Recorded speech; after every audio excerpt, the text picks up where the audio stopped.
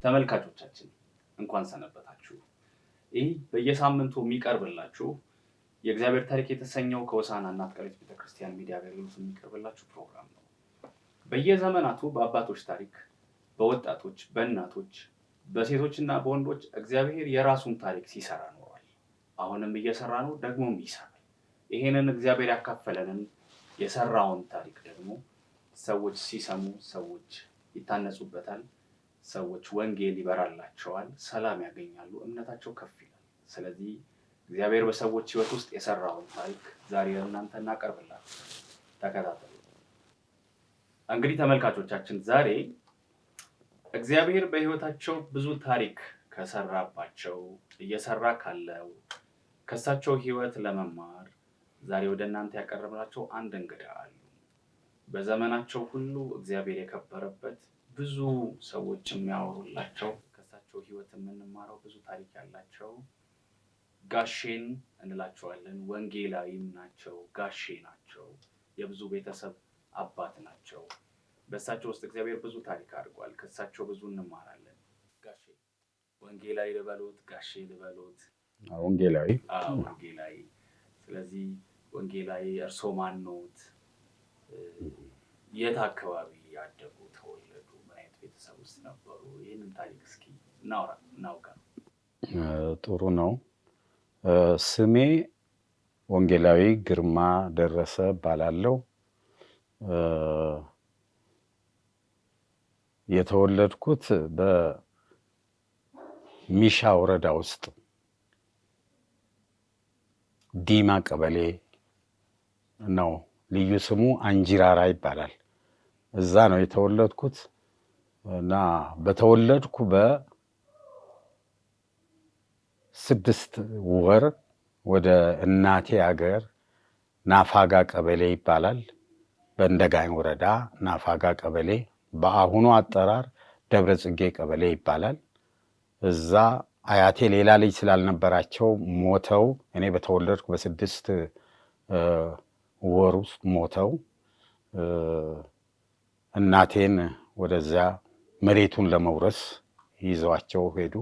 ቤተሰብ ማለት ነው አካባቢ እና አባቴ 2 ሚስት ስለነበራቸው እናቴ ሁለተኛዋ ሚስት ነው። በሁለተኛዋ ሚስት የመጀመሪያ ልጅ ነኝ እኔ። 9 ልጆች ተወልደዋል እና የተወለዱትም ወደ እንደጋኝ ውስጥ ነው። ናፋጋ ደብረ ጽጌ ቀበሌ ላይ ነው የተወለዱ። አባቴ ባለዛር ናቸው። ያውም ኃይለኛ የሆነ የጎሳ ዛር አባጃራ ይባላል። የጎሳ ዛር ሁሉ በሳቸው ነበረ። እገላለሁ ያለው ወዲያው ይገላል። የሚባርከውን ይባርካል፣ የሚገለውን ይገላል። ከነዚህም ውስጥ በጣም እኔ እስከዛሬ ማይረሳኝ እንገር ሳይጠጡ ጥሩ ላም ወልዳ ወደ ዲማ ሄዱ። ወደ ሁለተኛ ቤታችን ዲማ ከሄዱ በኋላ መምጣት ሲቆዩ መምጣት አልቻሉም። እናቴ የመጀመሪያ የታለበውን 1 ሳምንት ያለቡትን እንገር ለብቻ አስቀምጠው የቀረውን ኋላ የታለበውን አዘጋጅተው ቅመም አድርገው እንገሩን የሰፈር ሰውና እኛም ጠጣን።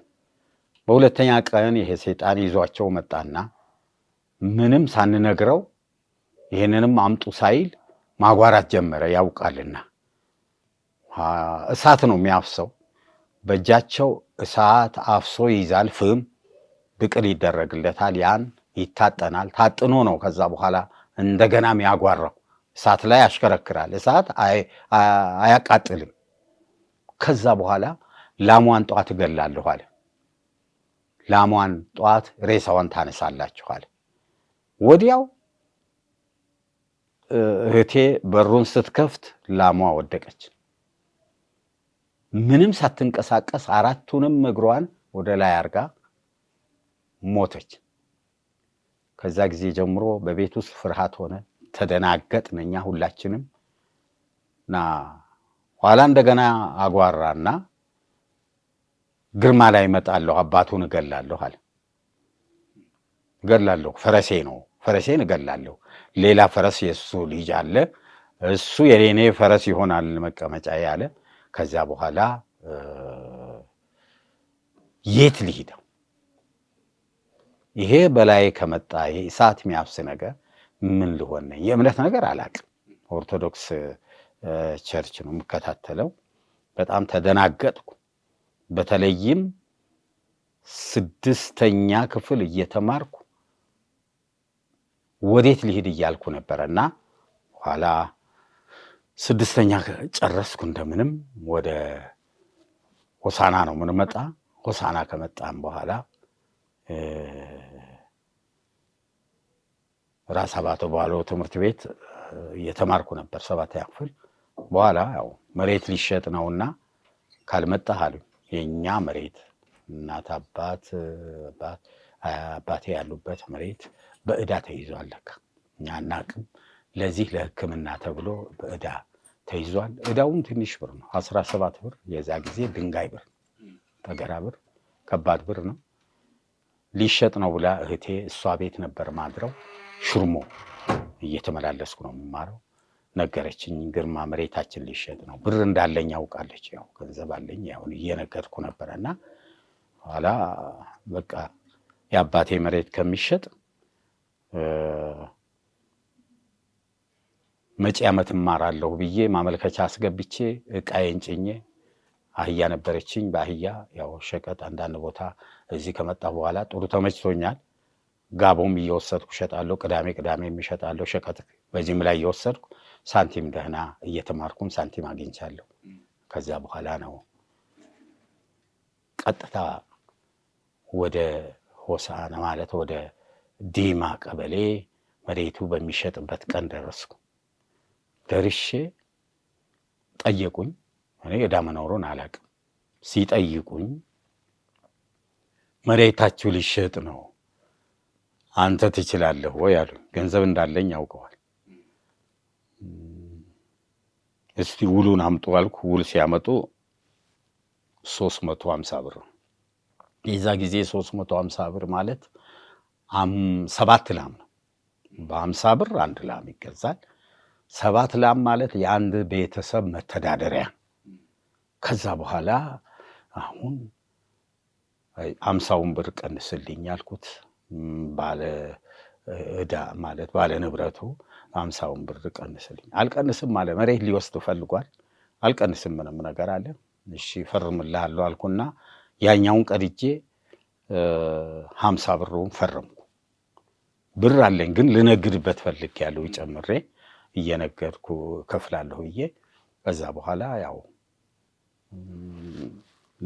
የመጡ የአካባቢ ሰዎች ሁሉ ሽማግሌዎች ሁሉ በጣም ተደናገጡ። ከዛ በኋላ አረቄ ጠጡ ብዬ 20 ብር አውጥቼ ሰጠው። 20 ብር ማለት በጣም ብዙ ኮዳ ይባላል። ብዙ ጠርሙስ አረቄ ነው የሚገዛ። ሁሉም ጠጡ፣ በቃ ሰከሩ፣ እስኪ ሰክሩ ድረስ። ከዛ መረቁኝ፣ መሬቱን አስቀረው። ንግድ የጀመርኩ ጌጃ ላይ መነገድ ጀመርኩ። ሻይ ቤት ከፈትን። አንድ ጓደኛዬ አማኝ አለ፣ ከሱ ጋር አገናኙኝ። ኮተሊክ ይባላል በዛን ሰዓት። ጴንጤም አይባልም፣ ኮተሊክ ነው። ኮተሊክ ምን ማለት ነው? ኮተሊክ ጾም የማይጾም ሰው የማይጾም ማለት በጉራግኛ ነው። በጉራግኛ ኮተሊክ፣ በሀዲይኛ ኮተሊክቾ ይባላል።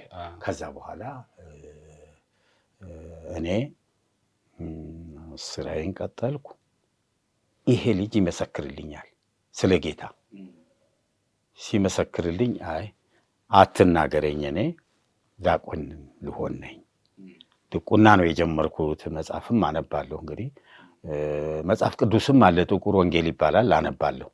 ግን እውነቱ የትኛው እንደሆነ ብዙ አላውቅም።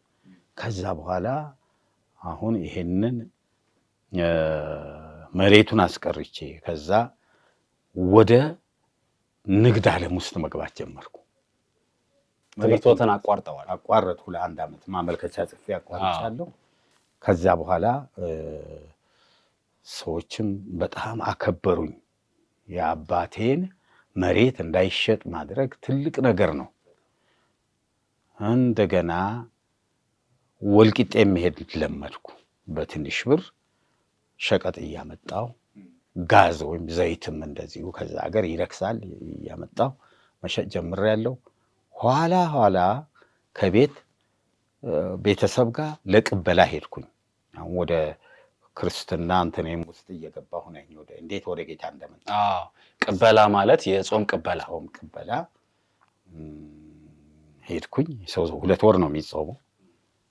ያው ክትፎ አለ ቅርጫ ተደርጎ ማታ በልተን በደንብ በቃ ጠግበን አድረን ተጉመጥምጠን አድረናል። ሌሊት ልክ በሐሳቤ ውስጥ ይሄ ዛር ወደ እኔ እንዳይመጣ ከ2 ወር በኋላ ጌታን ለማመን ነው። የሚያድነው እሱ እንደሆነ አውቄያለሁ። ሰይጣኑ አይለቀኝም። እንግዲህ የሚለቀው ክርስቶስን ሲያምኑ ነው ሲሉ ያ ጓደኛዬም ነግሮኛል። አይ 2 ወር ጾም ፈርቶ አመነ ይብሉኛል፣ 2 ወር ልጾም ብዬ በዛ አይነት ውሳኔ እያለው ውሳኔን እንደተጠበቀ ይዤዋለሁ። ማታ ሌሊት ላይ አጋንንቱ መጣ። የተኛሁበት አጠና አልጋ አለች፣ ጓዳ ላይ ተኝቻለሁ። መቼም በሰው ፍጥረት እንደዛ ያለ ነገር የለም። ሰይጣኑ ራሱ በህልም ነው። ጥፍሩ በጣም ትልልቅ ነው። አፉ ከዚህ እዚህ ድረስ የተቀደደ ነው። ጥርሱ ምኑ የተለየ ነው። ከዛ መጣና አንቆ ያዘ። ታገልን በህልም ማለት ነው። ስንታገል መጨረሻ የት ልትሄድ ነው አንተ? እኔን ልትክደኝ አይደለም ወይ? ለካ የአባቴ ውቃቢ የት ልትሄድ? ከእኔ እኔን ክደህ ልትሄድ ነው አለኝ። ተያያዝን፣ ብዙ ታገል።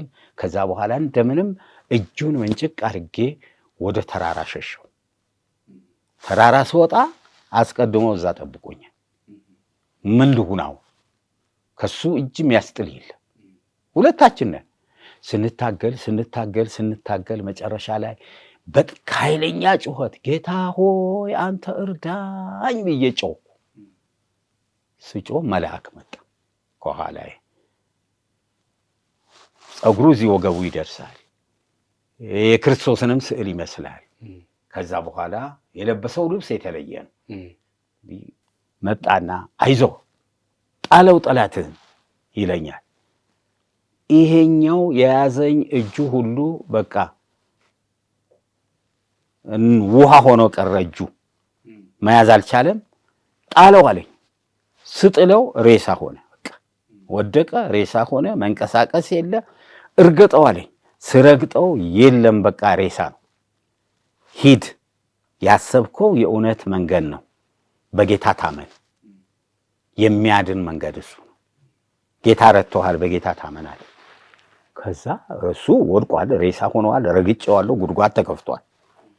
ወዲያው በህልሜ ነው ለካ ብንንስን ህልም በቃ ጠዋቱ ነው። እኔ ሄጄ ያምናለሁ አልኩ። ወዲያው ያየሁት ነገር በጣም ድንቅ ነው።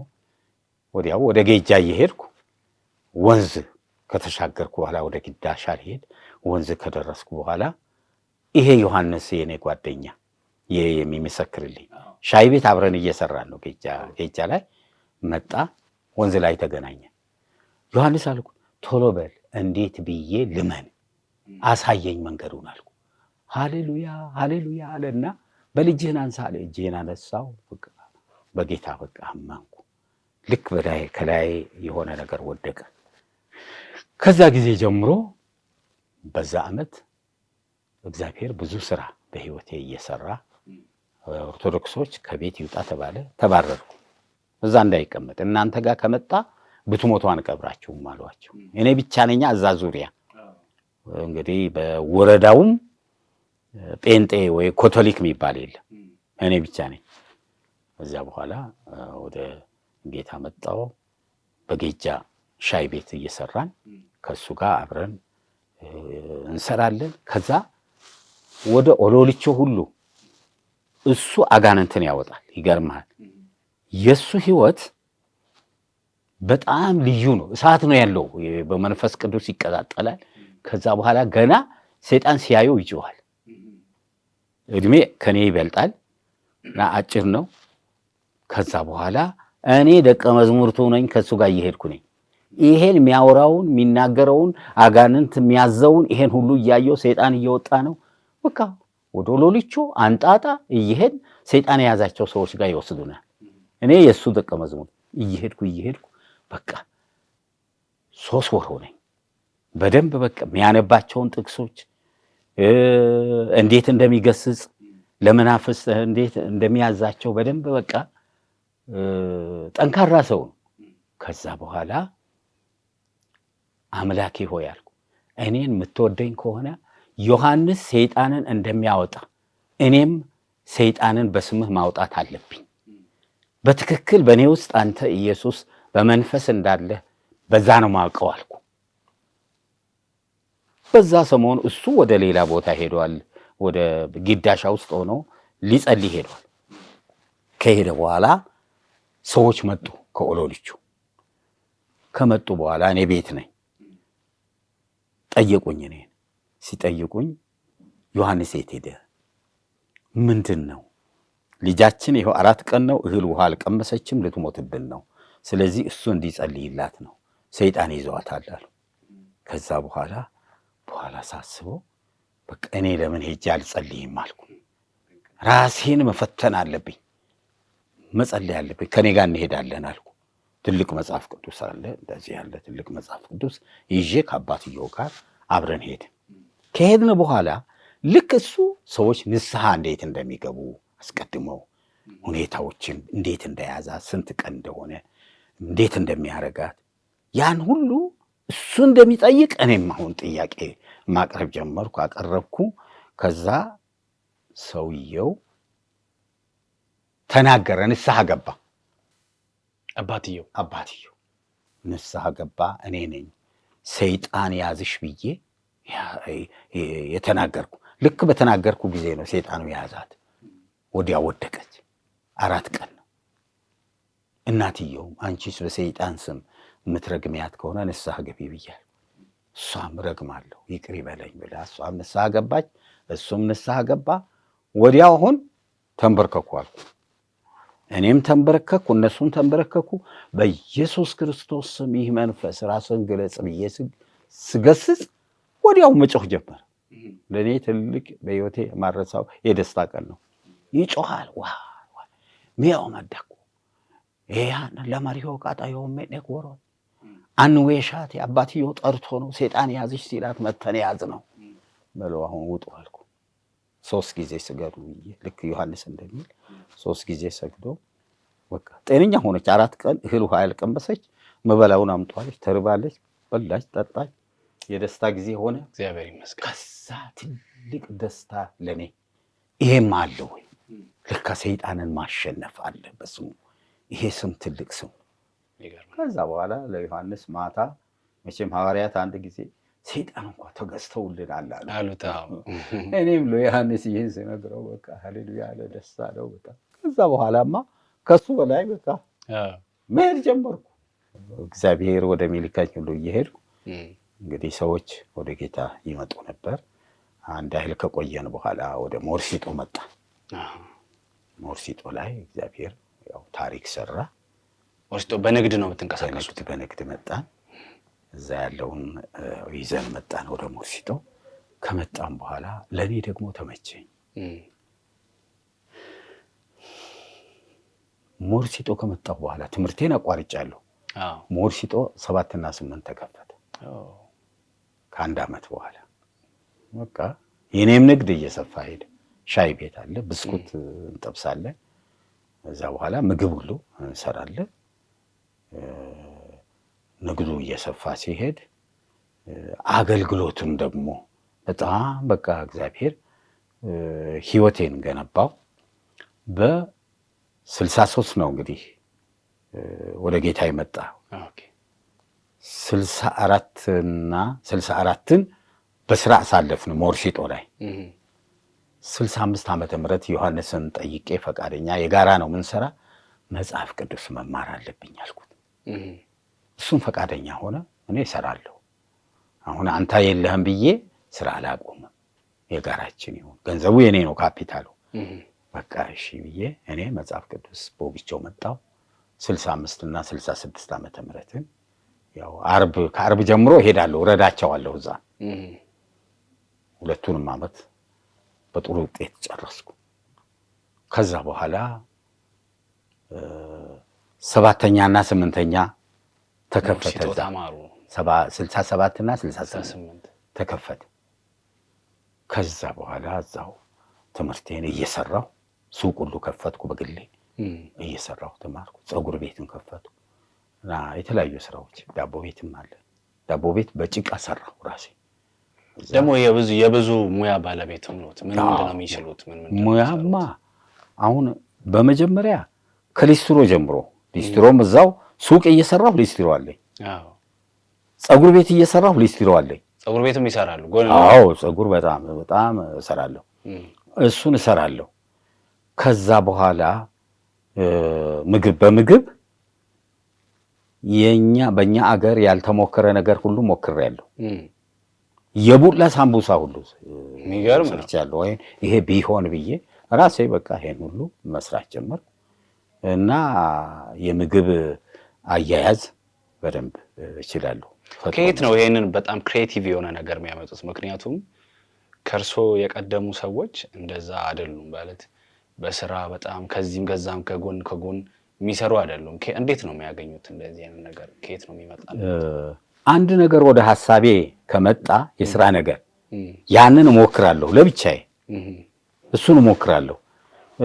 በእርሻ አካባቢ እንኳን በእርሻ አሁን መሬት ቢኖረኝ በብዙ መንገድ ፐርፌክት ነኝ። አንተ አታውቅም። ጎፈር ሜዳ ብዙ መሬት ነበረኝ ቴክኒክ ኮሌጅ እስኪወስድ ያ መሬት 4200 ካሬ ሜትር የኔ ነው። ቲቲሲም ደግሞ 6000 ካሬ ሜትር ነበር። ያ ብዙ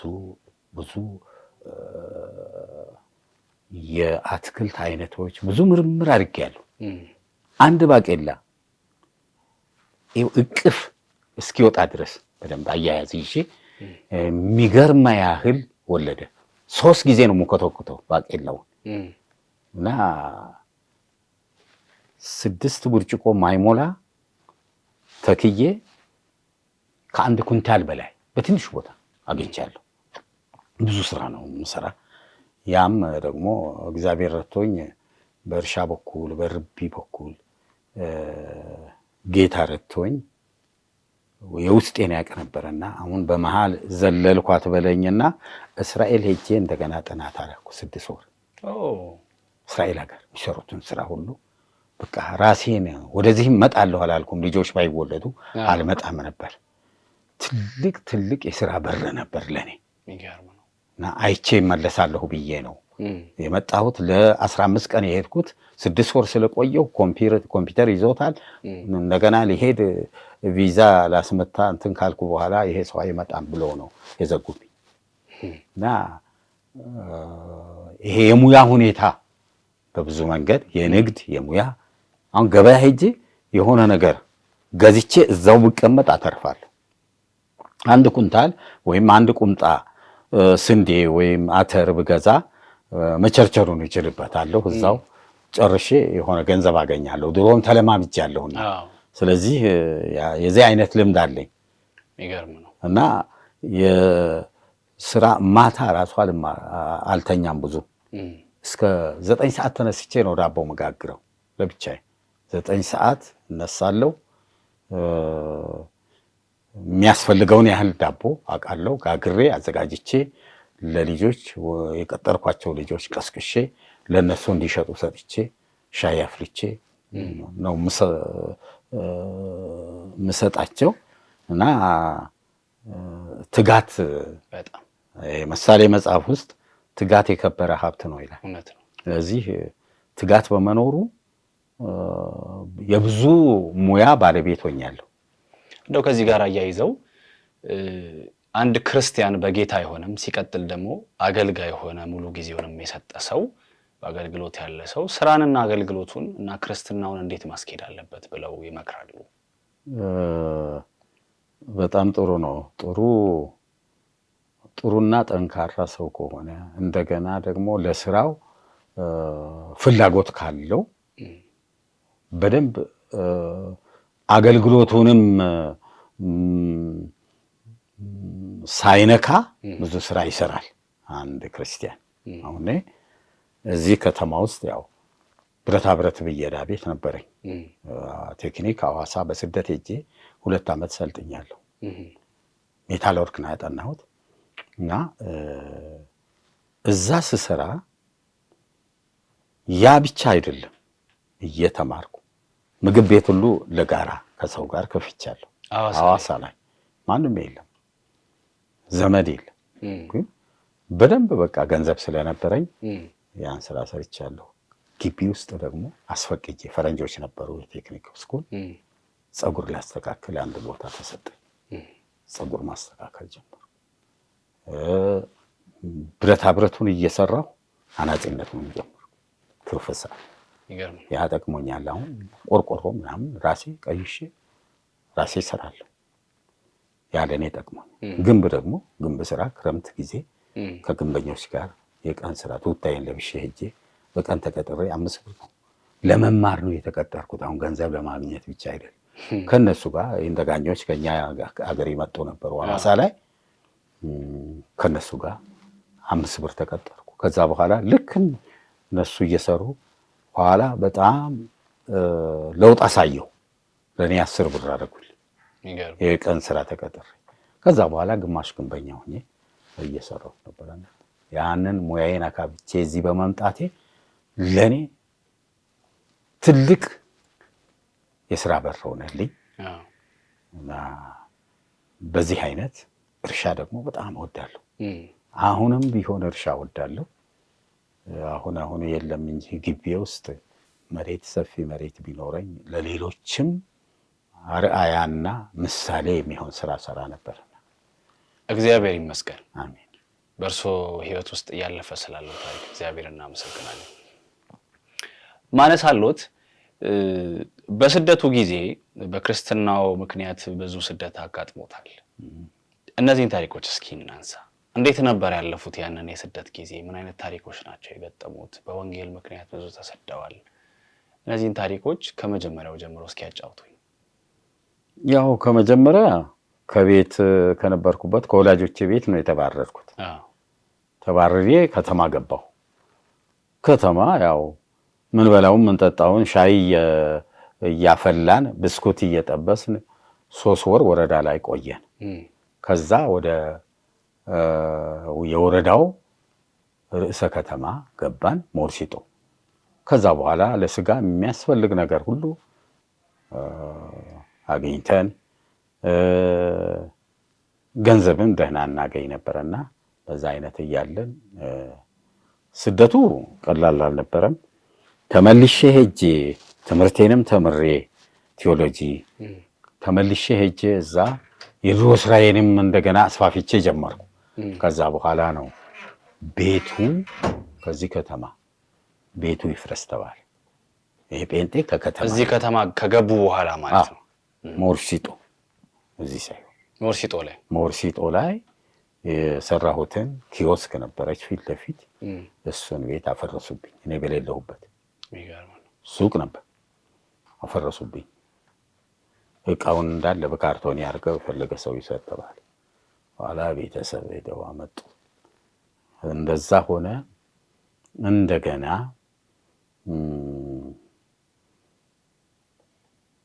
ያኔ ቅድም እንትን ያልከው ቤቱማ ያው ፈረሰ ወሰዱ ቦታውንም።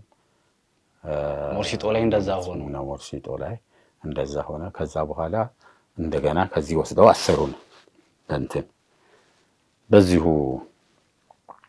ትምህርት ቤት ውስጥ ፕሮግራሞችን አካሂድ ነበር። እኔ እዛ የመከራ ሰዓት 15 ደቂቃ ሰብካለሁ ግቢ ውስጥ። በጣም ከባድ ነበረ። ከኋላ እየመጡ ይሄን ያያሉ። በቃ ወደ ርዕሰ መምህሩ ተወሰደ ነገሩ። አንድ ያህል ከቆየን በኋላ ነው ወደ 3-4 ወር ያህል ሰብኬያለሁ። መናፈሻ አልወጣም። 15 ደቂቃ ሰብካለሁ። ከዛ በኋላ ተዋለኝ እና እንትኑ ርዕሰ መምህሩ እንዴ ምን አጠፋው? አሁን ልጆች ያጠፉ ነገር አለ፣ እኔ ያጠፋው ነገር አለ። ከዛ እንደገና አልተውኩም። ቀስ አድርጌ እያስተማርኩ ነበር። መዝሙሩም ተውነ። አንዳንዴ መዝሙር ሁሉ ጀምረን መዝሙሩን ተውን፣ ጸጥ ብለን ወንጌል ሰምተን እንሄዳለን። በኋላ ለክታ የነበሩበት ወረዳ የተወለዱበት አካባቢ ወስደን በአብዮቱ ከተጠመቁ ጥሩ ነው፣ ካልተጠመቁ መንግስት እርምጃ ይውሰድ ተብሎ ጴጥሮስ ጋር ሁሉ ወስደው ማለት ይህን ነገር ወስደው ወታደር ስጠን አሉ። ወታደር 1 ብርጌድ ተሰጠ። ከትምህርት ቤት የመጀመሪያ የኔ ስም ነው። ዝግባውን ባለፈው አይቼ ትዝ አለኝ። ዝግባ ላይ ተለጥፎ 37 ልጆች እንግዲህ ሌላውን ህዝብ የሚበክሉ ጸረ ልማት የሆኑ ጴንጤዎች ተብለን የመጀመሪያ የኔ ነው። ሂድ አሉኝ የሰሙ ሰዎች። ሽሻለሁ። አልሸሽም አልኩ። መጥተው ያዙ። 37ታችንም አበራም ነበረ። አበራ እና ማርቆስ በቃ ታሰር እንትን ድረስ ሄደ። ሆመቹ ወሰዱን። እዛ አባቶች ነበሩ እና አባ ወርቆ ትልልቅ ሰዎች እና እያሰርጌ በሁሉ መጡ። እኔን እሱን አሳምኖት ለጊዜው ከሁሉ በላይ አብዮቱ ነው ይበልና እሱ ይውጣ ተባለ። እኔን የመጀመሪያ ውጣና በአብዮቱ ተጠምቀህ ውረዳለሁ። በኋላ ቀደም ብዬም ነግሬያለሁ። እኔ እንደው ሞት እንኳ ቢሆን እኔ እሞታለሁ እንጂ በአብዮቱ ተጠምቄ ሰይጣን ገብቶብኝ ምኖረው ኑሮ እኔ አልኖርም። ለጌታ መስክሬ ነው ሞት አልኳቸው። ልጆችም ከኔ ጋር የነበሩ እና አበራም በቃ እኛም እንታሰራለን አሉ። አወጡኝ መድረክ ላይ። ጣሪያው በጣም ረዥም ነው፣ ከዚህ ቤት ይበልጣል። መድረክ የተሰራው ውጣና በአብዮቱ ተጠምቀህ ውረድ አሉ። ግርማ ደረሰ አቤት። ውጣና በአብዮቱ ተጠምቀህ ውረድ አሉ። ከዛ በኋላ አባቶች እስቲ ለጥቂት ጊዜ እንምከረው ብለው አወጡኝ። ምን ልትነግሩኝ ነው አልኳቸው። በቃ አይ እንደምንም ብለህ ነፍስህን ከአምላክህ ጋር እስከዛሬ ኖረሃል። አሁን ደግሞ በዚህ በትንሽ ነገር ከምትሞት ከሁሉ በላይ አብዮቱ በላሉ አባቶች። በጣም አዝናለሁ አልኳቸው እዛው። በዚህ ነገር እምነታችሁ ሲፈተን አዝናለሁ። እኔ ከሁሉ በላይ ለእኔ አምላኬ ነው። የተጠመቁት በአብ በወልድ በመንፈስ ቅዱስ ነው። እኔ አዝናለሁ ስለእናንተ። በቃኝ ተውኝ። ለዚህ ነው ምክር ምትሉ። በቃኝ አልኩ። ወታደሮች ወዲያው አንጠልጥለው ወሰዱኝ። ውጣና አሁን ተጠምቀህ ውረዳል።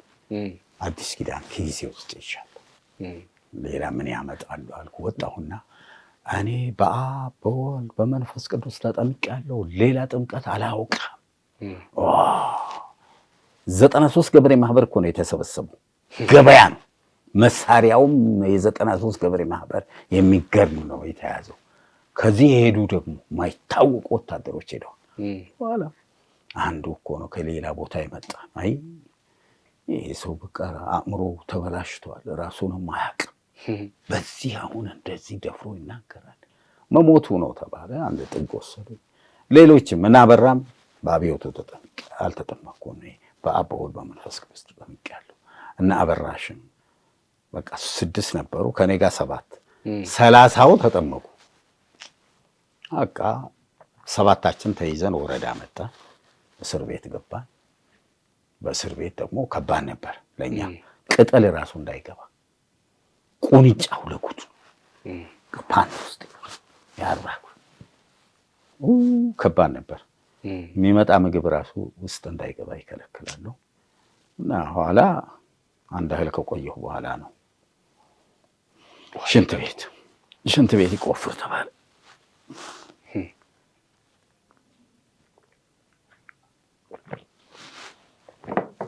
ሽንት ቤት ይቆፍር ተባለ። ቅጣት እዛው ሽንት ቤት የለው፣ ውጭ ነው። እንደዚህ ጢሻ ውስጥ ነው የምንቀመጠው። ይሄም አለ ሁላችንም ጥሩ አይደለም አልኩ። አካፋና ገሶ አምጡ አልኩ። ብቻዬን ሽንት ቤት፣ ሰፊ ሽንት ቤት ቆፈር በአንድ ቀን። እዛ አስተካከልኩ። ደግሞ እንጨት አምጡ አልኩና እሱንም እና ሚስማርም አምጡ አልኩ። ጠገራ ውልቄ ይሄን ሚስማር መትቼ ዙሪያውን ኬሻ አርኩ። በሁለተኛ ቀን ይሄን ጨርሼ አረፍን እኮ አሁን ሰው እያየ ነው የምትሸናዙ። በቃ ቆንጆ አርጌ ኬሻ ሁሉ ዙሪያውን መጡ።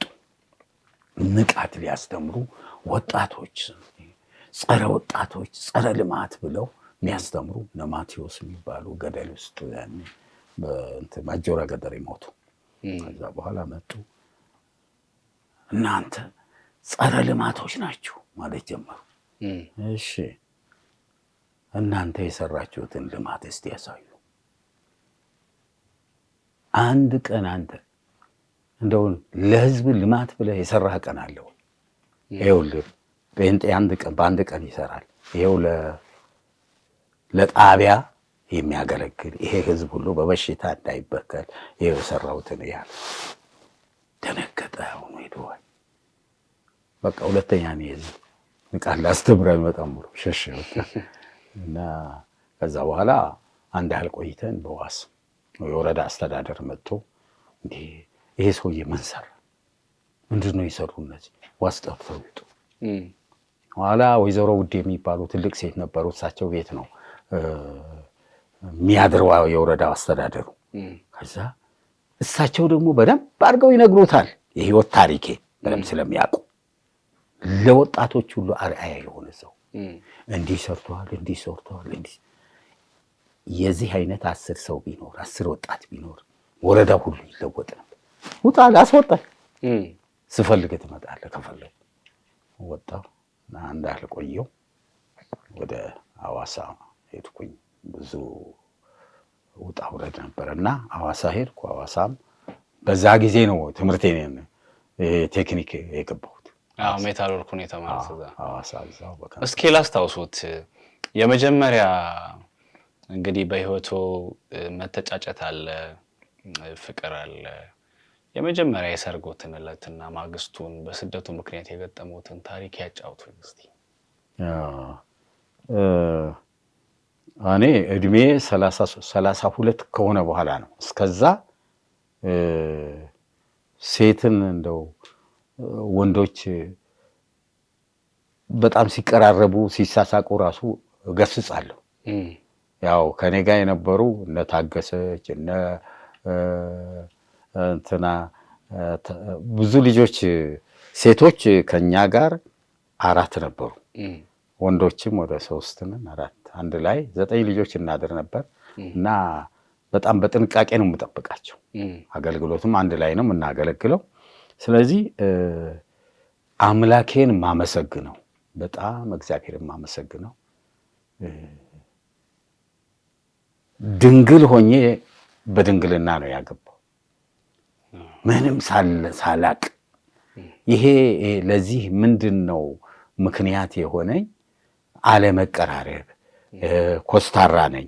ወጣቶች ከሴቶች ጋር በጣም ሲቀርቡ አልወድም፣ ገስጻለሁ። ይሄ ለኔ በጣም ጠቅሞኛል። ለሌሎችም ደግሞ ጥቅም እንዳለው አይቻለሁ። እና ለመተጫጨት ጊዜ በደረሰ ሰዓት ቤት ሰርቼ ነው እዚህ ሆሳዕና አሁን ያለሁበት ቤት ሰርቼ ነው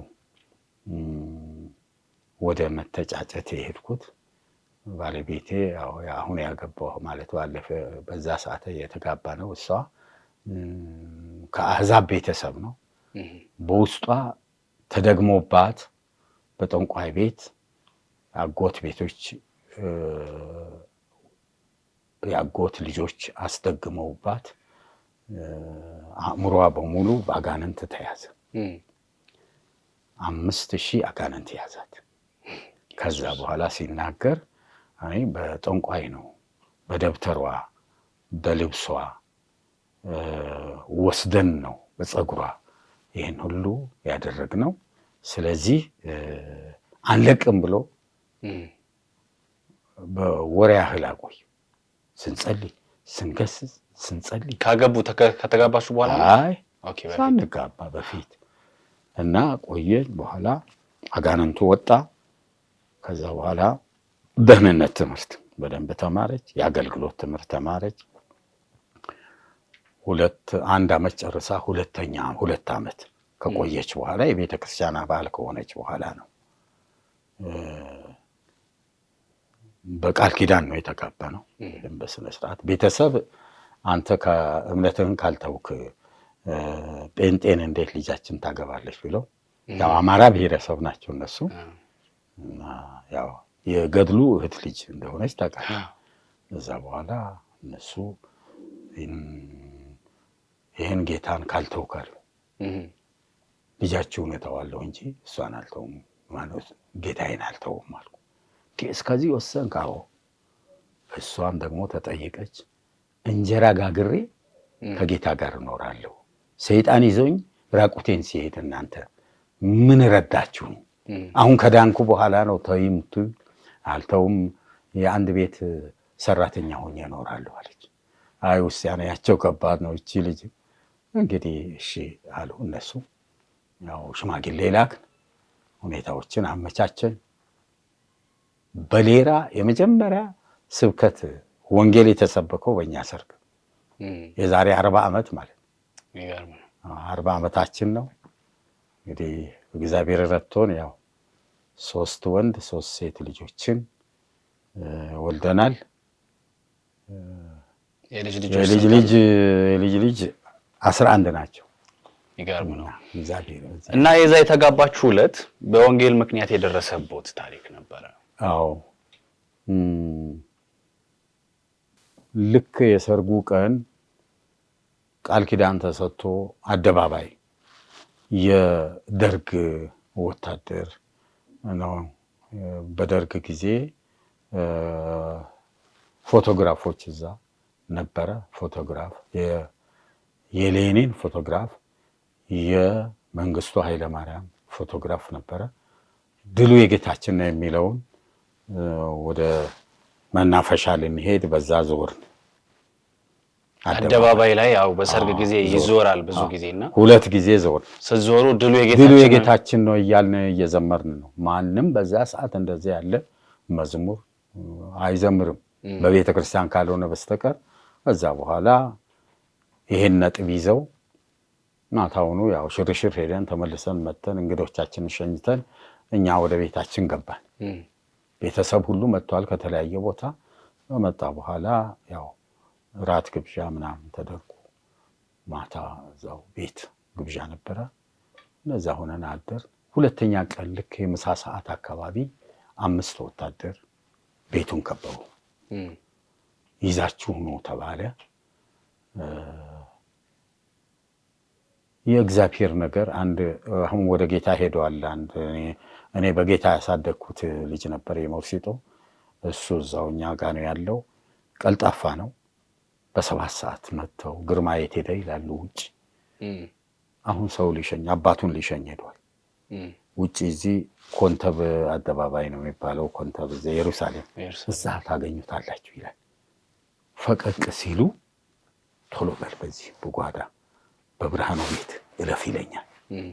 እሺ አልኩና አጥር ከጎን አጥሩን ከፈትኩና በብርሃኑ ቤት ሸሸው። ሄጄ አንድ ጓደኛዬ እዚህ ለማማሞ የሚባል ነበርና አስተማሪ ያው ፕሮግራም እናደርግበት የነበረው ቤት ያሁኑ የራህል ቤት እዛ ሄድኩኝ። ትንሽ ቆየው። አይ ሊመጡብህ ነው አሁንም ሽሽ ቦብቸዋል። ይሄን ኢንፎርሜሽን የሚያቀብለኝ 10 አለቃ ጌታቸው እዛው ነበረ ክርስቲያን፣ ለኔ ይነግረኛል። ወዲያው ቦብቸው ሄድኩኝ። አቶ ታገሰ ቡሶሮ ቤት እዛ ቆየው። መሸ። ከዛ በኋላ ቤቱ በቁጥጥር ስር ሆነ። ወታደር ተጠበቀ። ወታደር ጠብቆ ሌላ ሰው እንዳይገባ የነበሩትን ያው 9 ሰዎች የሚሆኑ በዱላ እየደበደቡ ፖሊስ ጣቢያ ያስገቡ። ገቡ እዛ። እናቴም ተደብድበዋል። ያኔ ባለቤቱንም ጨምሮ እሷ ያው አለች፣ አልተነካችም። መኝታ ክፍል አለች። 2 ወታደር እዛ አስቀምጠው እሱ ሲመጣ ያዙት ተባለ።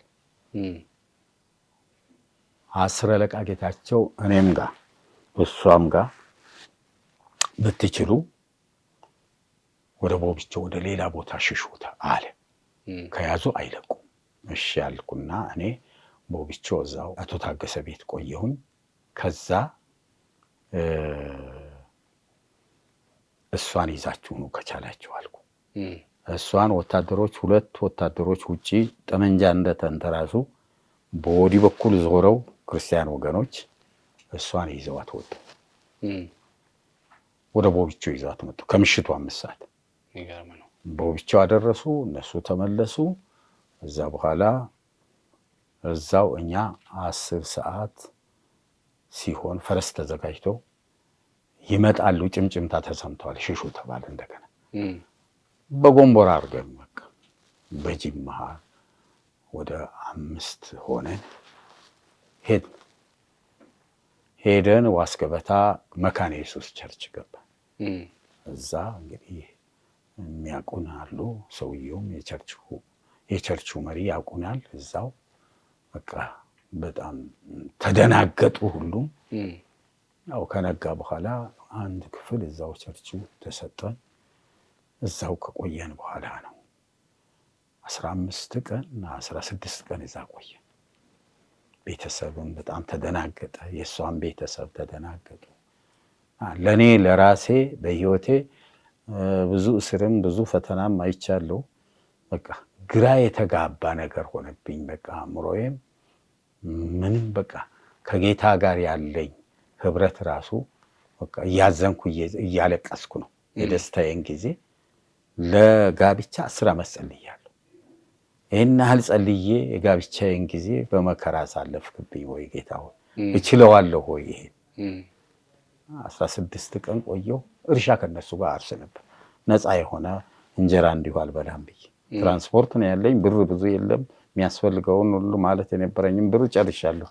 እቃ ምናምን ተገዝቶ ለሰርጉም ወጪ ሆኖ ከዛ በኋላ ቤተሰብ አትዘን እያሉ እያጽናኑ አንድ ሰው መጥቶ የሚጠይቅ የለም። ከዛ በኋላ ወደ በሌላ መስመር አዲስ አበባ ገባን። አዲስ አበባ ከገባን በኋላ ያ ጓደኛዬ አብረን የነበርነው ዮሐንስ እዛ ኩይሳ ቤት ውስጥ ሻይ ቤት ይሰራል። ለሰርጌ መጥቶ ነበር። በቃ ከቻላችሁ እኔ ጋር ነው የሆነች አዲስ አበባ ሶደሬ ላይ ሶደሬ መናፈሻ አለች።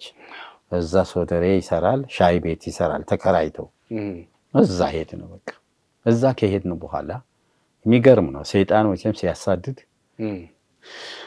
አንድ ማታ ከላይ ዶፍ ወረደ። እዛ እኮ ዝናብ ራሱ እኮ አይኖርም። ያን ቀን ከሰማይ ዶፍ።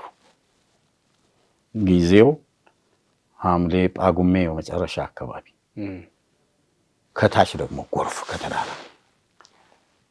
ይሄ ኬሻ ላይ ነው የተኛ ነው ሳር የሳር ኬሻ። ከበላያችን ጎርፍ ደመነም ብለን ታግለን ከዛ ጎርፉ እስኪያርፍ ቆመን ጎርፉ አለፈ። ከዛ በኋላ ይሄን ዝቃጭ ቁጭ ብለን ሌሊቱን አሳለፍን። እሷ ታመመች። በከባድ ሁኔታ ነው የታመመችው። በድንጋጤም ብርድም እዛ በቃ በጣም የት እንዳለሁ አላቅም። ለራሴ ዞረብኝ። ምግብ አትበላ። ከዛ በኋላ ፋንታሌ ተራራ አለ። ከረዮች ይግደሉኝ ብዬ ፋንታሌ ተራራ በቃ ሌሊቱን እዛ ወጥቼ ዛፍ ስር ቁጭ ብዬ ለአምላኬ በቃ አለቅሳለሁ። ይህን ፈተና አሻግረኝ፣ እኔ አልችልም፣ ወይ ውሰደኝ፣ በቃ ውሰደኝ፣ እሷ ወደ ወላጆቿ ትሄድ፣ እኔን ውሰደኝ ብዬ አለቅሳለሁ።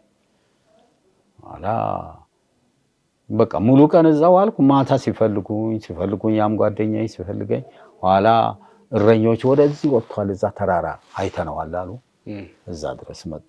ከዛ ይዘውኝ አልሄድም ብዬ እንዲህ ብዬ ይዘውኝ መጡ። ኋላ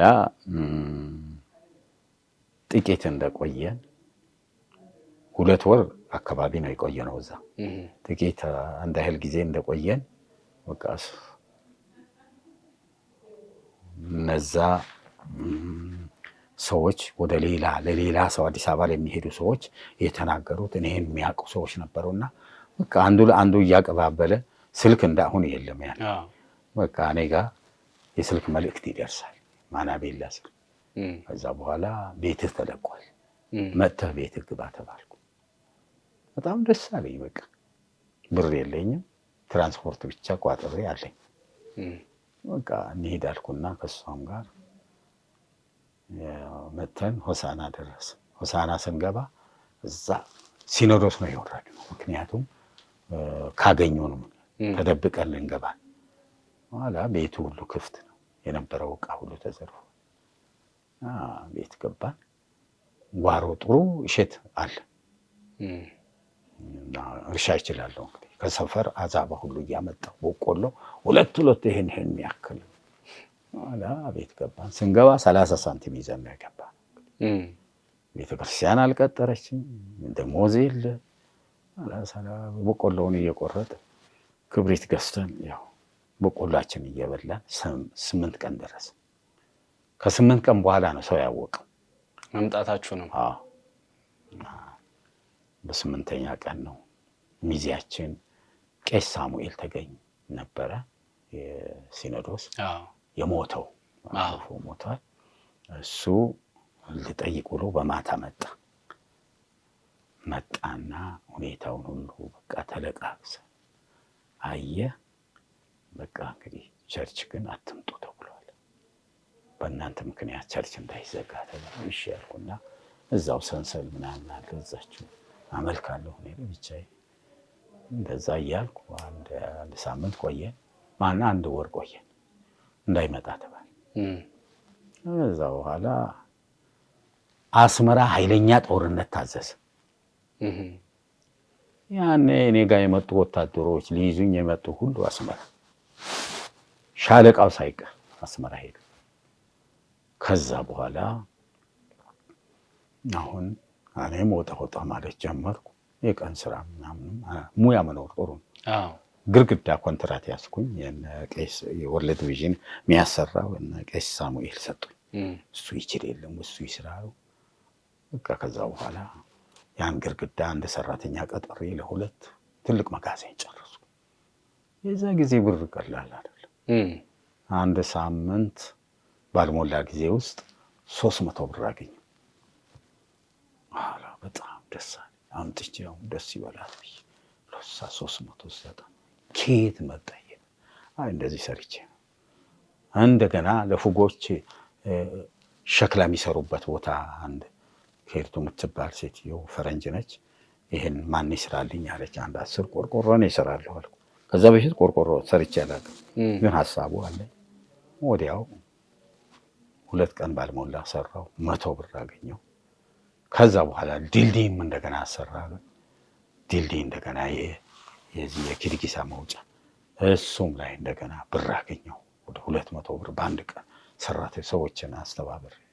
አሁንማ በቃ ባለሀብቱ እንደገና ተመለሱ ማለት ነው። እንደገና እንደዛ እያሰራ በዚህ አይነት አሳለፍን። የ30 ሳንቲም ቡና በስሙኒ ተገዛ። ቡና ያኔ አንድ መለኪያ ለቄስ ሳሙኤል ተፈላ። በ8 ቀን ቡና የለ ሻይ የለ ቆሎ እየበላን 8 ቀን ቆየ። እግዚአብሔር ባርኮ። በስደቱ ጊዜ ቤተክርስቲያናት ተዘግተው ነው ያኔ? ከተማ ውስጥ የሉ። ኦኬ አልነበሩ።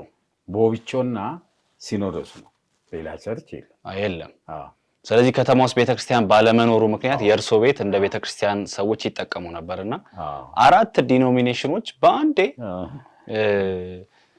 ቸርቾ ቤት ውስጥ ሳሎኑ መኝታ ክፍሉን ተከፋፍለውት ይዘውት ነበር። እሱን ታሪክ እስኪ ያጫውቱኝ። እንደ አጋጣሚ በዛ ሰዓት ያው ብዙ ጊዜ ተማሪዎች ይመጣሉ፣ ፌሎሺፕ ይከታተላሉ። አንድ ጊዜ እያንዳንዱ ግሩፕ ለካ የራሱን ፕሮግራም ሊያደርግ የመጣ ሰዓት ነበር።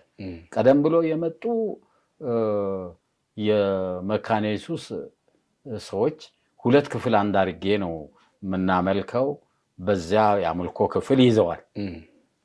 ከዛ በኋላ እንደገና የቃለ ሕይወት መጥተው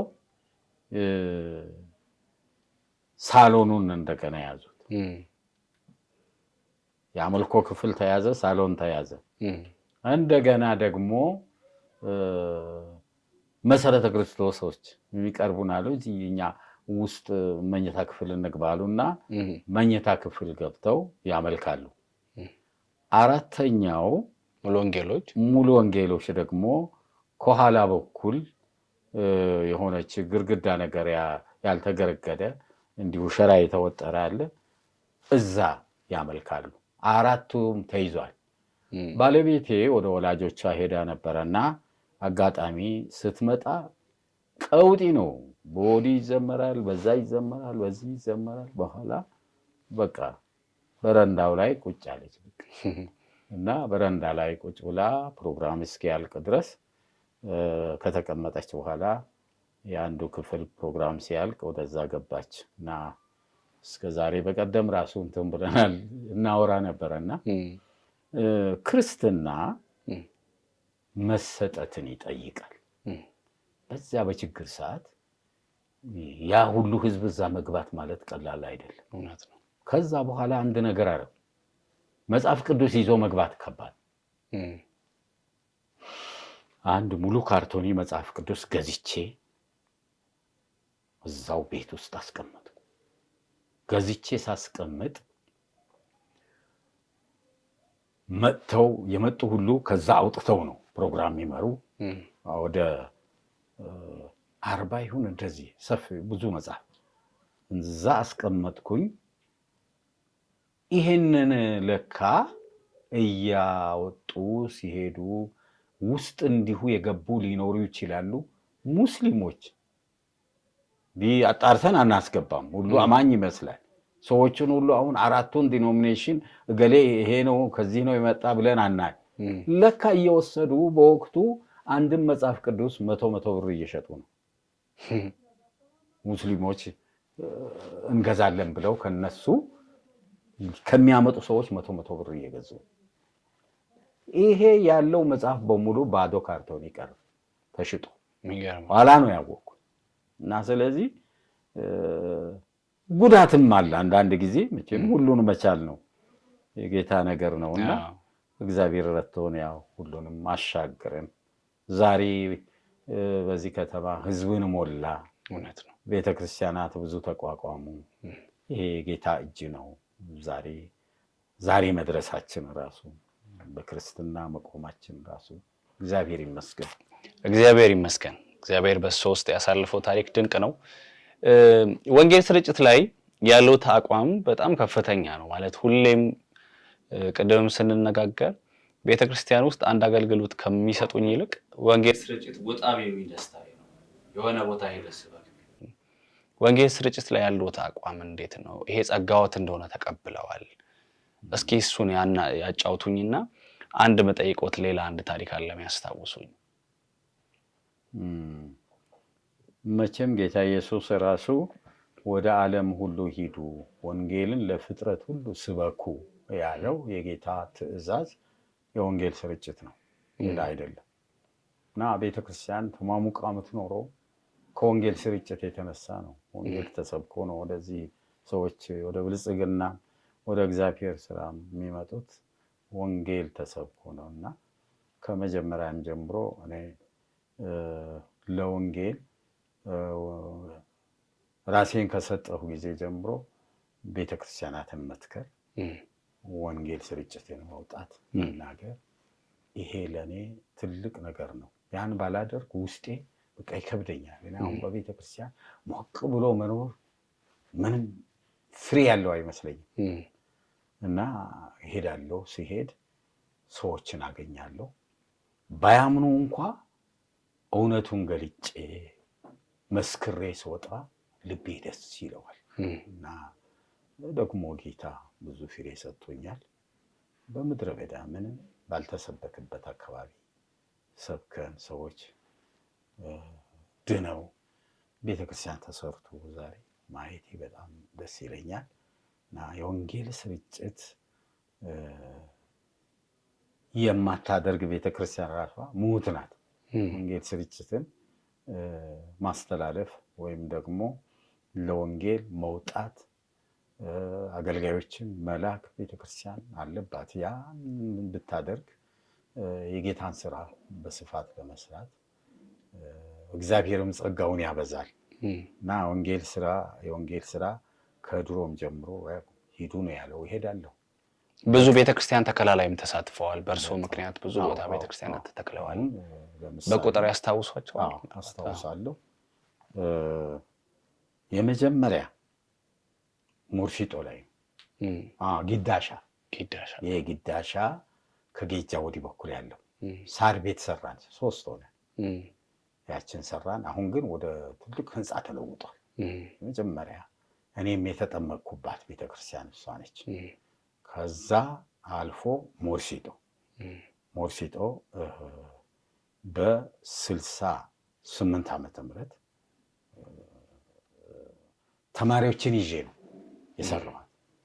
የራሴን ሱቅ አፍርሰውብኛል ብያለሁ። የሱቋን ካፒታል የጋሼ ሌቦ ቤት 30 ቆርቆሮ ነበረች ምናመልክባት። ቦታ ጠይቄ መንግስት ከኋላ አሁን ሞርሲጦ ላይ ግብርና ያዘው ቦታ ከኋላ በኩል ኋላ ነው የተቀያየሩ። እኛ ይሄ ይመቻል እናንተ በዛኛው ስሩ ብለው ተቀያየሩ እና ጥሩ ቦታ ወደ ከ500 ካሬ ሜትር በላይ መሬት ተሰጠ። ጠይቄ ተማሪ ነው እንግዲህ ሌላ አባላት ነገሌ የምንለው ነገር የለም። በተማሪ ጀመር። ከዛ በኋላ እግዚአብሔር እዛም ታሪክ ሲሰራ አዝማች ወጣ ብለን ከዛ ከ30 ቆርቆሮ ውጪ እንዳለ ሜዳ ላይ ነው ምናመልከው። 500 600 ተማሪ 700 ተማሪ ይሆናል የትምህርት ቤቱ ግማሽ ማለት ነው። ከዛ በኋላ አዝማች ሳዘምር አጋንንት እዛ ይወድቃል እዚህ ይወድቃል። ከዛ በኋላ በቃ ስናዘው ብዙ አይቆይም። ውጣ እሺ ይሄ ላይ ገልጾ ይወጣል። ከዛ አንዱ ለአንዱ እየተናገረ ሐሙስ እኮ ሰይጣን እየወጣ ይላል። ይመጣሉ። በቃ ሐሙስ ሲመጡ በሚመጡትም ላይ አጋንንቱ ይጮሃል። በቃ ይፈወሳሉ። ከዛ በኋላ እያሰፋን መጣን። ቦታ ጠይቀን ያን 30 ቆርቆሮ አገኘ። 30ን ቆርቆሮ አንሰጥም አሉ። አንሰጥም ሲሉ 25 ወጣት በቤት ያሳድሬ ማታው ነው ገንጥለን ለመውሰድ ጠንከር ያሉ ወጣቶችን በቤት ያሳደርኩ። ያው ምግብ ቤት አለ። ከዛ በኋላ 10 ሰዓት ተኩል ላይ አነቀኋቸው። ራት አብቼ ነው ያሳደርኩ። ሄደን በቃ ግድግዳውን እንዳለ ጠርጥር 4ቱንም ማዕዘን አፍርሰን እንዲህ ስንገፋው እንዳለ ይወድቃል። 4ቱንም ማዕዘን ካፈረስን በኋላ ግድግዳው እንዳለ እንጨቱን ሁሉ አራግፈን ጨረስ ነው። አንድ ግድግዳ ቀር። ወታደሮች መጡና ተከበሩ። መጡ። ያው ቤታችን ነው እና ሰውየው ሰጥተውናል ለኛ ለቤተ ክርስቲያን ቃለ ሕይወት ናቸው። አይሆንም አሉ። ወስደው እስር ቤት አስገቡ። ከዛ በኋላ አንተ እነሱ ተማሪዎች ናቸው፣ አንተ ነህ እዚህ አካባቢ ኃላፊነት ወስደህ ምሰራ፣ ይሄን ስራ እንዴት ትሰራለህ? ራስህ ኃላፊነት ወስደህ ፈርማል። አልፈርምም። እያንዳንዳቸው ይፈርሙ ቀድሞ። ካልፈረሙ እኔ አንድ አማኝ ነኝ አልፈርምም። በዛው ስንጨቃጨቅ ተማሪ ገባ። ተማሪዎች እንዳሉ የትምህርት ቤቱ ተማሪ ጣቢያ ገባ። ጣቢያው ሞላ። አሁን የት ይውሰዱ? ውጡ። አንወጣ፣ እነዚህን አውጡ። ተመካክረናል እና ቤተክርስቲያኑ የሁላችንም ነው። ስለዚህ ፍቷቸው። ምን ያርጉ? ፈርማል። አልፈርምም። እነሱ ሁሉ ይፈርሙ። ከዛ በኋላ ውጡ ተባለ። ከዛ ቤቱን አስጀመርኩ። ተማሪዎችን አሁን አንድ ቦታ እንጨት ቆርጬ አዘጋጅቼ በቃ ከፊት ነው የምሮጠው። እኔ ይዘው አምጥተው ሁሉንም እንደ መኪና ቁጭ ያደርጉታል የመጣውን እንጨት በሙሉ። ከዛ በኋላ ተማሪዎች እየረዱ እንጨት አዘጋጀ። ቦታም ተሰጠ። አንድ አናጺም ደግሞ አሁን ሞቷል፣ ቸርነት ይባላል። በጣም ጎበዝ ሰው ነው። እሱ ቀየሰልን። 80 ቆርቆሮ ቀየስ። ብሩ ከየት ይምጣ? ከዛ በኋላ የኔ ካፒታል የሱቄን 1 ሳምንት ሽጬ ጨረስኩ። አጋመስኩትና ሱቄን ዘጋው። 500 ብር ቆርቆሮ ገዝቼ መጣሁ። ከዛ ቤቱን ሰራ። ከዛ እግዚአብሔር ታሪክ ሰራ። የሞርሲጦ ቤተክርስቲያን ሁለተኛ እሱ ነው። ሶስተኛ መራቢቾ ላይ መራቢቾ በ1300 ብር ነው ያሰራኋት። በቃ የራሴን ብር እየወሰድኩ 300 ሰው ረድቶኛል። 900 የራሴ ነው እና ቤቱ ተሰራ። አሁን የኦሎልቾ ሰባት ያን ቤት ይዞ ደህና ቀየሩ። ሳር ቤት ነው የሰራሁት መጀመሪያ። ከዛ በኋላ ወደ ኩናፋ ኩናፋ ላይ እንደዚሁ እንደ ብርና አካባቢውን ያን የጉራጌን አካባቢ እና የሀዲያን ከጉራጌ ጋር የሚዋሰንባቸውን አካባቢዎች በሙሉ በወንጌል በብዙ ደርሰዋል። አዎ ደርሻለሁ። ወንጌል ቤተክርስቲያናት ተክለዋል። አዎ እግዚአብሔር በርሶ ስለተራው ማፌድ አሁን አጥንት ራሱ ይሄ በጅብ የተበላ አጥንት 3 አጥንት በጨርቅ በከፈን ጨርቅ ጠቅልዬ ምንም ነገር ሌላ የለም። የ8 ዓመት ልጅ እሱን ታሪክ እና ማፌድ ምንድን ነው የተፈጠረው? ማፌድ አንዳንድ ጊዜ እየሄድን ወንጌልን ሰብክ ነበር። በኋላ ወደ ጌታ የመጡ ሰዎች ነበሩ። ይሄ ተካ የሚባል ሰው በጣም ጠንካራ ሰው ነበረ። ወደ ጌታ ሄዷል። እሱ እያገለገለ ሌላው ራቅ ብሎ ያምናል ከነቤተሰብ ካመነ በኋላ ሌሎች ሰዎች ይመጡና እምነታችሁም ተው ብለው ጫና ይፈጥሩባቸዋል። እምቢ ይላል ሰውየው ከሌላ ቦታ የመጣ ነው። ሚስቱ ናት የዛ አካባቢ ሰው። ተጽዕኖ ያደርጉበታል። አጋጣሚ በዛ መሃል ይሄ ሰው ልጁ ታሞ ይሞታል። በቃ በድንገት ልጁ ሲሞት የቀብር ቦታ የተሰጠ ቦታ የለም። የቀብር በራሱ መሬት ሊቀብር ሲሆን ኦርቶዶክስና ሙስሊም አንድ ይሆናሉ። አንድ ሆነው የጴንጤዎች ስጋ ቢሞቱ እንኳን የሚቀብራቸው የለም፣ ቦታም የላቸው። ሁለተኛ እናንተ በገበያ እኮ ሁለተኛ እናንተ ጴንጤ ብትሆኑ በቃ ሬሳቸው አይቀበል። ተመልከቱ። የገሌ ልጅ ታነጎይታ ይባላል። ያ የሞተው ታነጎይታ የሚባል ልጅ የ8 ዓመት ልጅ ነው። ይሄው ሞቶ ሬሳው አሁን አይቀበል። የቀብር ቦታም የላቸው። ሁለተኛ አንድ ሰው ወደ ጴንጤዎች ቢሄድ ወየውለት ተባለ። ከዛ በኋላ ወስደው ምን ያርጉ? የሚያደርጉት ነገር ሲጠፋ የአባቱ መሬት አለ፣ ጅብ ያለበት የጅብ ጉድጓድ ያለበት ቦታ ያውቁታል። ጫካ ነው። ወስደው እዚህ ጋር ቅበሩ ተባለ። ምን ይሁን ሰውየው የእሱ ወለ ዘመዶች የሉ፣ የሚስቱ ዘመዶች ናቸው። በቃ እሱም ተደናገጠ። ወስደው ይቀብሩታል።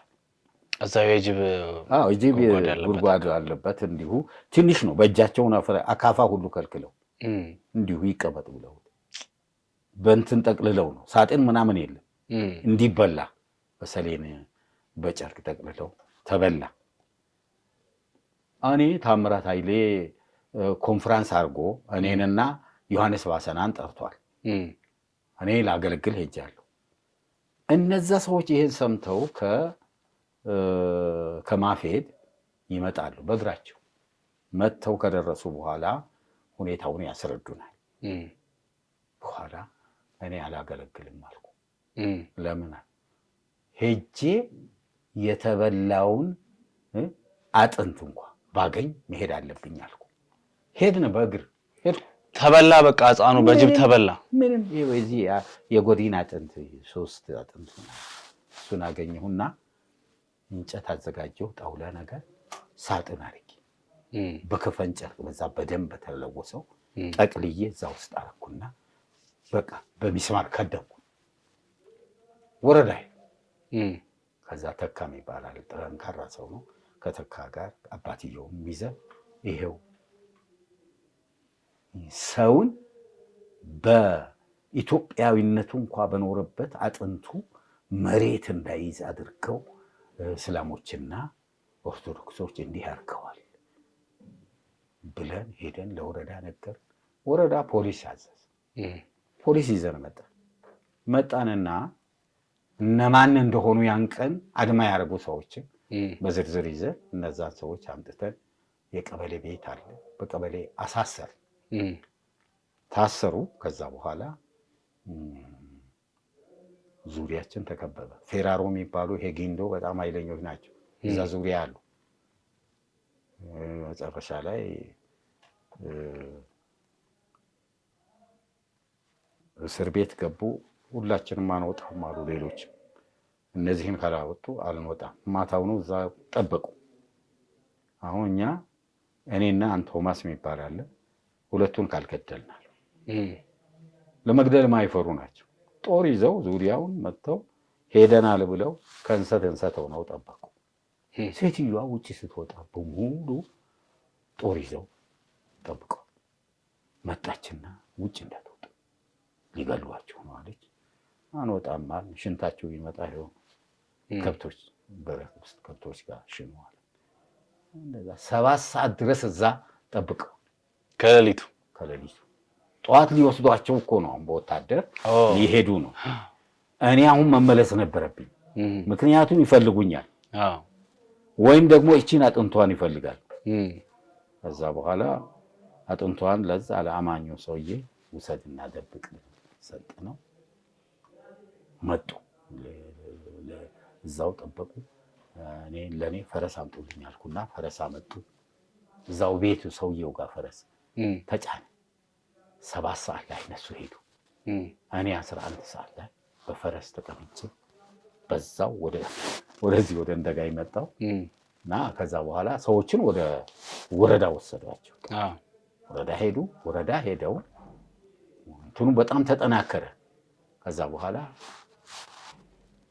ወደ አዲስ አበባ ርዕሰ ብሔር ጋር ይድረስ ተባለ። እዛ ሄደ። አጥንቱን ይዛችሁ ወደ ርዕሰ ብሔር ፕሬዝዳንቱ ጋር ጠቅላይ ሚኒስትር ጽሕፈት ቤት ሄዳችሁ?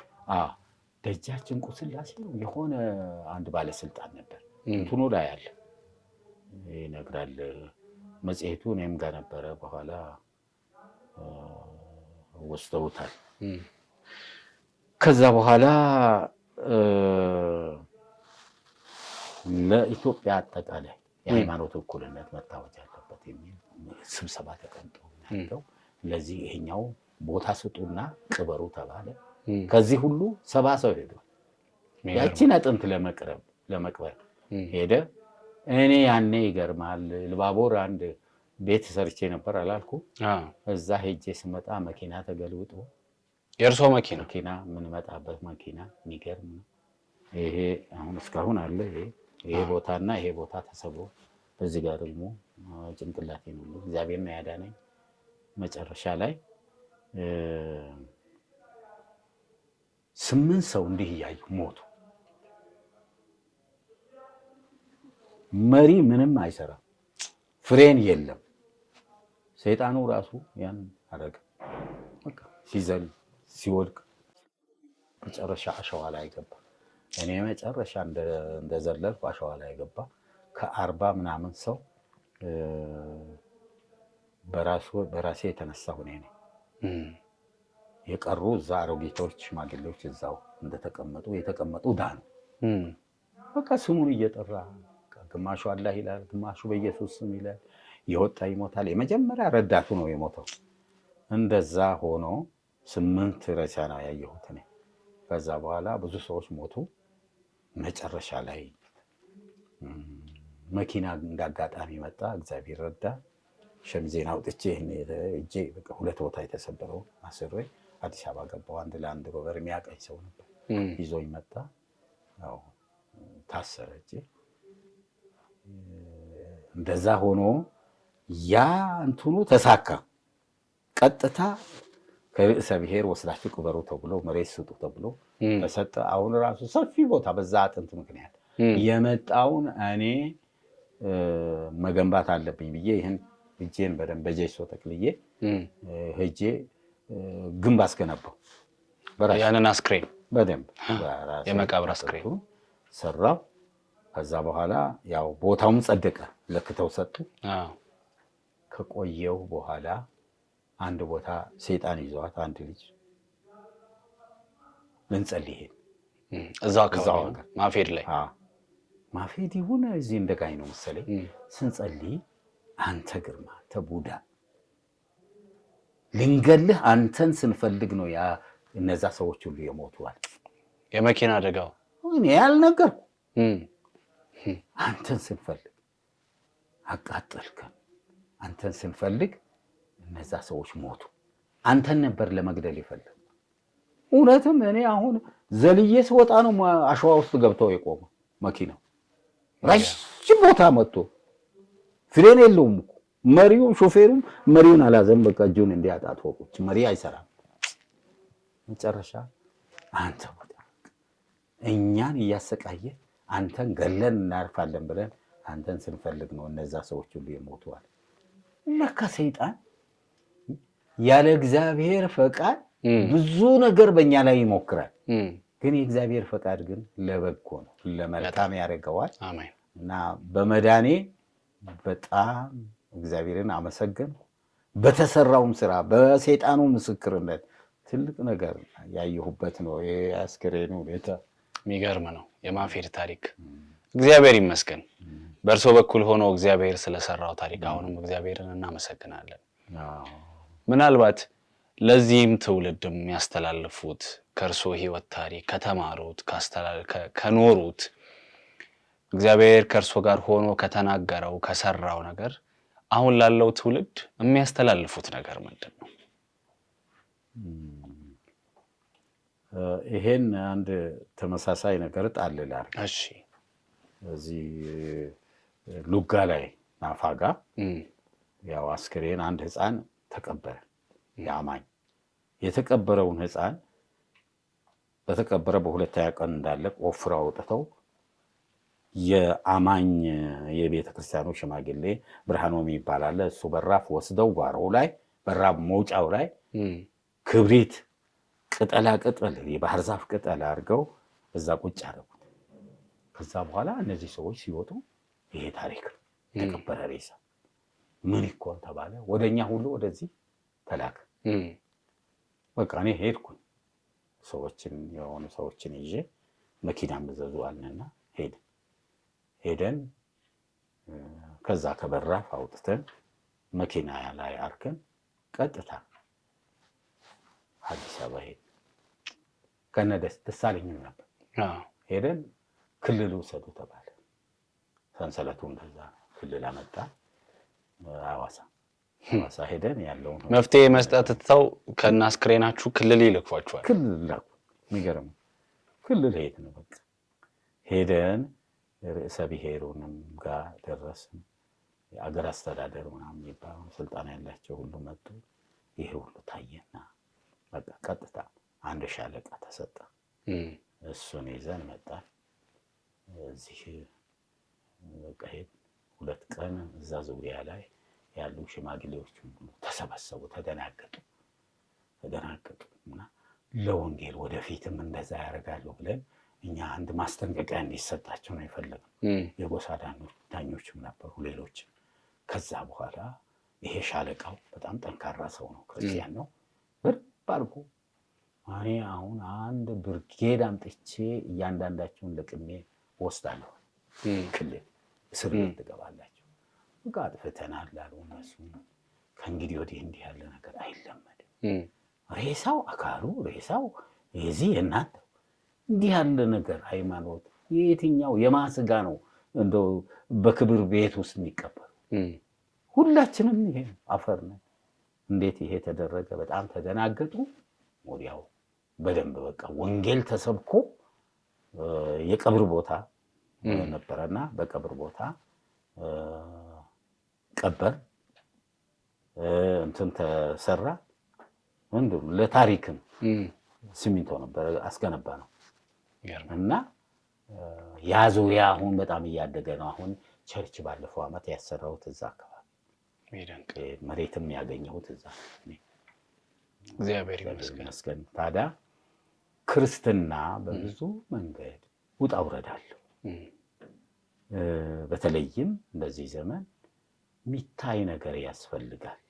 ለክርስቶስ ሕይወትን ሰጥቶ መኖር፣ ለክርስቶስ መቆም መስዋዕትነትን ይጠይቃልና የአሁኑ ወጣቱ ትውልድ የያዘውን እምነቱን አጠንክሮ ይዞ እስከ መጨረሻ እንግዲህ ቃሉ እንደሚል አንተ ግን እስከ ፍጻሜ ሂድ ነው።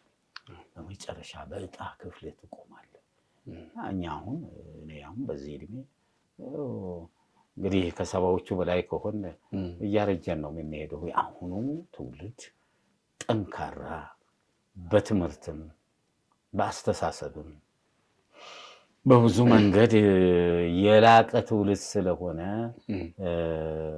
በክርስትናው ጠንክሮ የክርስቶስን ወንጌል ላልደረሰበት ማድረስ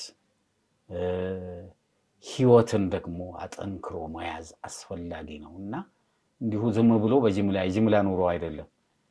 ጠንካራ የሆነ ህይወት ሊኖር ይገባል። ክርስትናውን አጠንክሮ ይዞ የራሱ አድርጎ የክርስቶስን ሞትና ትንሣኤ በትክክል አምኖ መኖር ያስፈልገዋል። በአሁን ጊዜ አሁን ብዙ ወጣቶችን ስናይ አብዛኛዎቹ ከአማኝ ቤተሰብ የተወለዱ ከወላጆቻቸው ጠንከር ያለ ነገር ያልተቀበሉ አሉና እነዚህ ወጣቶች ለእግዚአብሔር ክብር የሚኖሩበትን የህይወት መንገድ ከሞት በኋላ ያለውን የህይወት ጎዳና አጠንክረው እንዲይዙ ቤተክርስቲያን ደግሞ ልትይዛቸው ይገባል። እግዚአብሔር ይመስገን አንዳንድ ወጣቶች በጣም ጠንካራ ወጣቶች አሉ እና በዛ ስር ያሉ ሁሉ ህይወታቸውን ለጌታ ሰጥተው ቢኖሩ የሚያልፈውን ዓለም በማያልፍ በዘላለም ህይወት ሊተኩ በርትተው ቢቆሙ እላለሁ። እግዚአብሔር ይርዳን። አመሰግናለሁ። እግዚአብሔር ያክብሮት። ተመልካቾቻችን እስካሁን የነበረን ቆይታ ይህንን ይመስላል። ከጋሽ ወይንም ከወንጌላዊ ግርማ ደረሰ የህይወት ታሪክ እግዚአብሔር በሳቸው ህይወት ውስጥ ከሰራው ካደረገው ከእግዚአብሔር ታሪክ ብዙ እንደተጠቀማችሁ፣ ብዙ እንደተማራችሁ፣ ብዙ ለህይወታችሁ የሚጠቅም ነገር እንደቆረሳችሁ ተስፋ እናደርጋለን። በሚቀጥለው ፕሮግራም እስከምንገናኝ ድረስ እግዚአብሔር ከእናንተ ጋር ይሁን።